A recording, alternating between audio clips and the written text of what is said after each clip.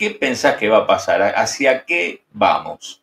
En materia cambiaria sobre todo, pero bueno, a ver, te lo dejo ahí.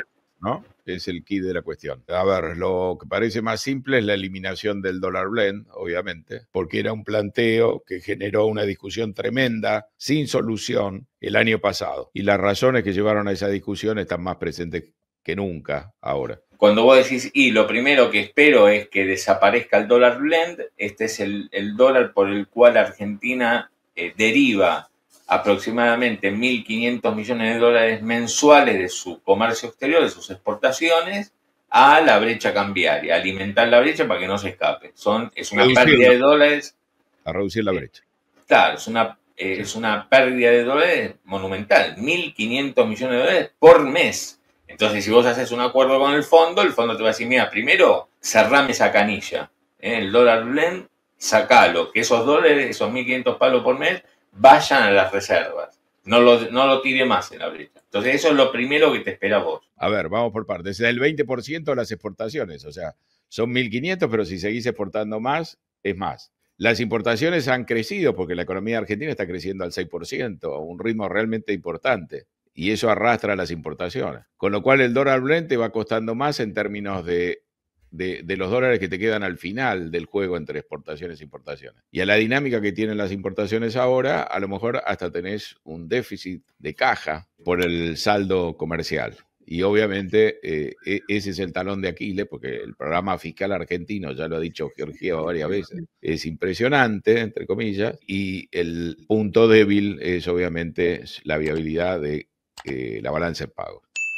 Yo imagino soluciones diferentes, que esto se puede hacer en 2 etapas, que esto se puede corregir obligando, por ejemplo, a los importadores a constituir el precio final con una participación de los dólares financieros, o sea, no solo creo que podés operar por el lado de los exportadores, haciéndoles liquidar en vez de 20 el 10 y después nada, podés llevar también los importadores, pero no creo que eso sea lo que quiera hacer el fondo, ¿no? Pero sí me parece que esa contribución va a desaparecer y por ende lo que va a haber es con mantenimiento del cepo, o sea, de los controles de capitales que no se van a erradicar totalmente, a lo mejor se flexibilizan, veo una transición hacia una posición donde de alguna manera el dólar oficial termina reflejando en mayor medida lo que vemos hoy en el dólar financiero. O sea que ese es el primer punto. El tema blend, la cuestión es ver si lo desactivan de golpe o entramos. ¿Y en qué tiempo? Ahora, el tema es... Un programa que tiene que generar más reservas. Eso está claro en un mundo... vos pensás que la misión técnica vino en enero. Sí. Y el acuerdo lo terminamos de cerrar esta semana. Claro. Y fíjate lo que cambió el mundo de enero... Trump asume enero a la actualidad, porque cambiaron elementos que forman parte de este análisis, el precio del petróleo, por ejemplo, ¿no? Si tenés que proyectar el nivel de comercio, toda esta pelea que estamos viendo, los aranceles van a destruir el nivel de comercio.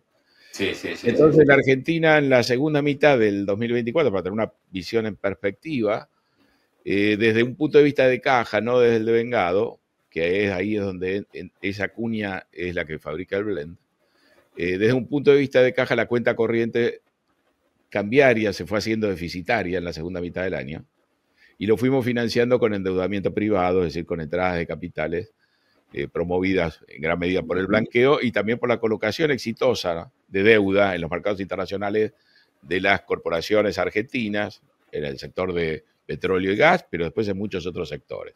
Entonces, entramos en el 2025, yo diría, con esa relación especial, y la cuenta corriente se nos ha ido deteriorando por todas estas explosiones que ha generado fundamentalmente Trump.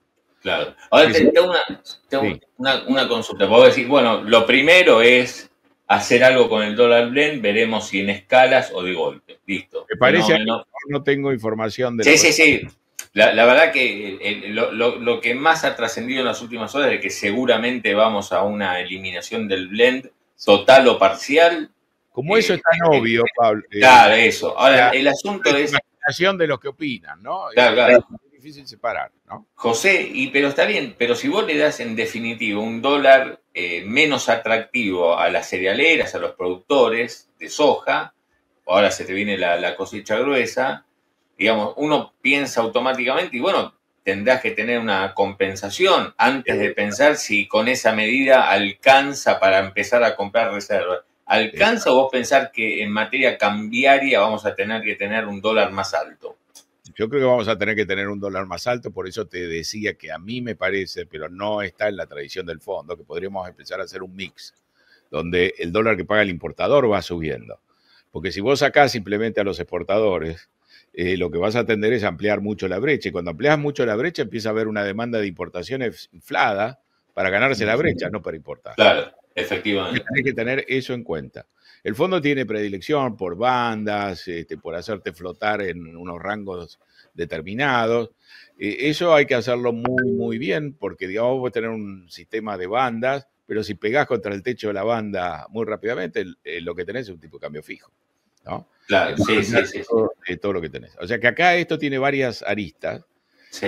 Y tiene un elemento hacia adelante importante, que es la elección de octubre. Claro. Entonces, y como esto se demoró, porque te decía, la misión técnica vino acá en enero, ¿no? Sí. Y Milei tenía una urgencia por cerrar esto, que se fue haciendo evidente, y claramente en la medida que Trump fue desplegando su agenda, había razones para tratar de cerrar esto lo antes posible. No te olvides que Trump está revisando la participación de Estados Unidos, por ejemplo, en los organismos multilaterales, toda la política internacional, de una manera muy restrictiva. Entonces, el programa de Argentina requiere mucho financiamiento, tiene aristas especiales, somos el principal deudor lejos del fondo, no sea cosa que se pelee Trump con los demás, o que se enturbie el sistema financiero, o que Trump venga con una idea de salir de los organismos, ¿no? O de manejar los aportes bilateralmente y sustraérselos, digamos, al BID. Había muchos elementos que complicaban la cosa. Y en ese sentido, yo te escuché cuando entré al estudio, es muy llamativo el aporte internacional y el apoyo internacional que está consiguiendo Milei. Pero claro, eso lleva tiempo. Esto hubiera sido ideal tenerlo cerrado en el verano, ¿no? Porque, claro, cuando haces estos cambios en algo que es tabú y que es muy sensible, en una economía monetaria, claramente empezás a tocar el régimen cambiario, no descartes que la fisonomía inicial que a lo mejor pensaste para el nuevo régimen cambiario no funciona y hay que tocarla sobre la marcha. Claro. Y en esos procesos nosotros ya llevamos más de un mes de mucha incertidumbre cambiaria, con una sangría persistente de reservas. A lo mejor la adaptación al nuevo sistema para que funcione el nuevo sistema te lleva otro mes. Entonces vamos a tener mucho ruido. Cuanto más lo podemos separar de la elección, mejor. Cuanto más separado de la campaña, mejor. Como se suspendieron las PASO en cierta medida, ahí hay un aire. Pero la estrategia del gobierno, que el año pasado renegó y se hizo visible que tenía una discrepancia muy grande con el fondo, acordate de los insultos a Rodrigo Valdés, porque la discusión es sobre el mismo tema nuevamente. Pero esta es una Argentina o un gobierno que está en un todo de acuerdo con lo que se ha resuelto, y quizás el fondo, planteando lo mismo el año pasado, generaba esta reacción airada. Acordate los insultos sobre Rodrigo Valdés, que sigue estando, pero ya no se ocupa de Argentina. Claro. No aparece en la foto en ningún momento, pero sigue manejando el departamento del hemisferio occidental. Acordate esa frase de Milei de que el fondo estaba lleno de zurdos. Son los mismos zurdos los que están ahora. Sigue Guita Gopinat representando a Estados Unidos. Lo que ha cambiado, me parece, son las circunstancias, y hay una noción del gobierno que ahora sí tenemos que ir y ponernos en algo que es muy importante, en la misma página que el fondo. Y retomar un acuerdo y retomar una dinámica, y que se vea que lo que el gobierno está haciendo también tiene el apoyo del fondo y de la comunidad internacional. Claver Carone, que es un vocero de Trump que siempre tiene alguna puñal que clavar, había aparecido la semana pasada diciendo que el swap chino generaba una fricción, ¿no? Entonces, ahora lo que impresiona es el apoyo de China, sobreactuado o en el fondo imprescindible, porque sin la asistencia financiera de China se cae el paquete de recursos armado por el fondo, y la presencia de Scott Bessent, que también es altamente inusual, porque uno se imagina que el secretario del Tesoro en estos momentos en Estados Unidos tiene un montón No, de preocupaciones, ¿no? Entonces uno es lo que piensa, yo. Sí, sí, es lo obvio, ¿no? Yo lo mencionaba antes de. va a estar acá para completar la escenografía del Sí. tratamiento del acuerdo, es muy importante. Y si Y no para, viene a perder y para- tiempo a extenderse un poco, uno debería pensar que también quizás le pueda agregar a este cuadro algún elemento extra importante. Que ojalá sea Ajá, así, porque estamos operando en el nervio crítico, digamos, de la economía argentina, que es el régimen cambiario claro, y obviamente monetario, que es algo que todo el mundo entiende o no entiende, pero de lo cual todo el mundo está pendiente. claro, efectivamente. ¿Y Hemos vos para perdido qué? 2.000 millones de dólares de reservas en esta sangría. Desde Sí, más o sí, sí, menos que supimos sí, que el régimen actual no va a seguir. Pero no, claro. en todas estas semanas no sabemos cuál va a ser el nuevo, más allá de estas especulaciones. Sí, sí, sí. Pero ahora, pero te pregunto, ¿no? ¿Cómo debería ser, cómo debería ser teniendo en cuenta octubre? Porque no podemos dejar de tenerlo en cuenta No, porque no, es lo que claro, el gobierno, digamos, claro, seguramente puso sobre la mesa. sí. Teniendo en cuenta octubre, ¿cómo debería ser como mínimo ese régimen cambiario para volver a comprar reservas? Bueno, primero, estás en una época de estacionalidad buena, eso te va a favorecer.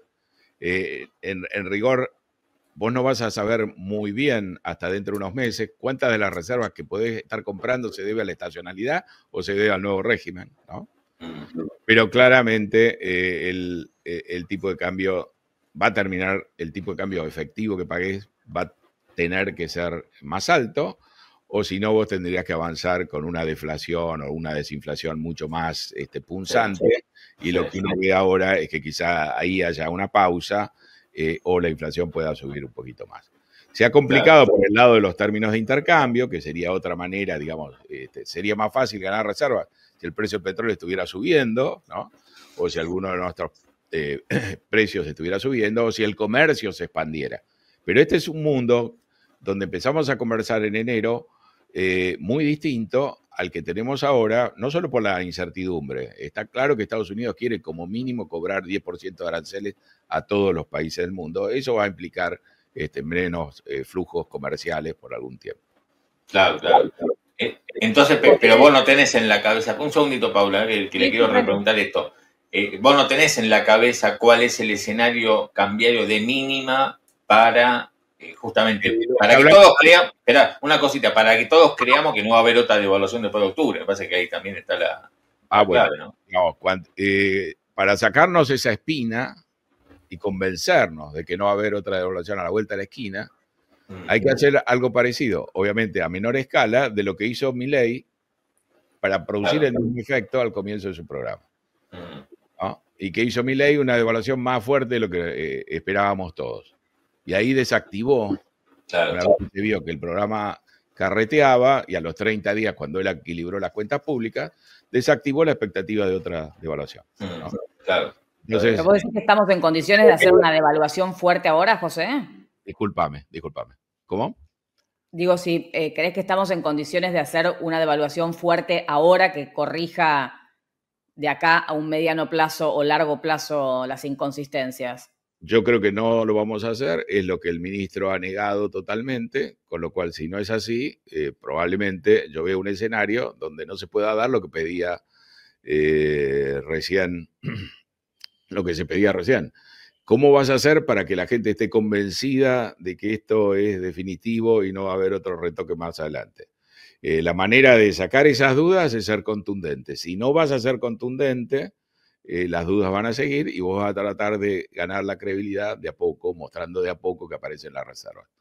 Como es la época de la liquidación de la cosecha gruesa, si esto lo haces medianamente bien, los dólares van a estar y las dudas van a estar en un segundo plano, mientras los dólares estén en el primer plano, ¿no? Pero creo yo que ya estamos al borde, digamos, de la definición clara de esto y que se vea cuál es el mecanismo. Entonces, tampoco creo que hay que ser tan ansioso porque me imagino que los próximos días tendremos esto bastante claro. Claro, claro. ¿Vos por qué crees que viene Scott Bessent, el secretario del Tesoro. Tengo la menor Porque idea. es lo que hablábamos antes, ¿viste? Bien el tipo que está, digamos, no debe estar durmiendo prácticamente. Porque, A lo mejor viene a dormir un poco, ¿no? Pero si no, viene a perder el tiempo, a fugarse, a pedir refugio, alguna cosa así. Digamos, el área de su responsabilidad es claramente lo financiero y, si querés, las decisiones de inversión. Él sí. puede hacer algún anuncio en esa órbita. Lo comercial está fuera estrictamente de su área, pero digamos, pensá que Milei quiere 2 acuerdos con Estados Unidos, o donde Estados Unidos tiene injerencia. Uno era el acuerdo con el fondo, eso ya está. Lo otro, que él ha mencionado, es el Tratado de Libre Comercio. Obviamente Trump no está en ánimo de libre comercio, sino totalmente a contramano, pero pudiera ser que le fuera útil mostrar una iniciativa de ese tipo con un país como la Argentina para apuntalar otros acuerdos con todos los países con los cuales tiene que negociar ahora que entró en suspenso el régimen de aranceles recíprocos. Esa no es la tarea específica de Bessent, pero tampoco vas a mandar al secretario del Tesoro, al secretario de Comercio de la Argentina, no somos tan importantes. Pero digamos, hay 3 áreas donde Bessent podría hacer una contribución importante.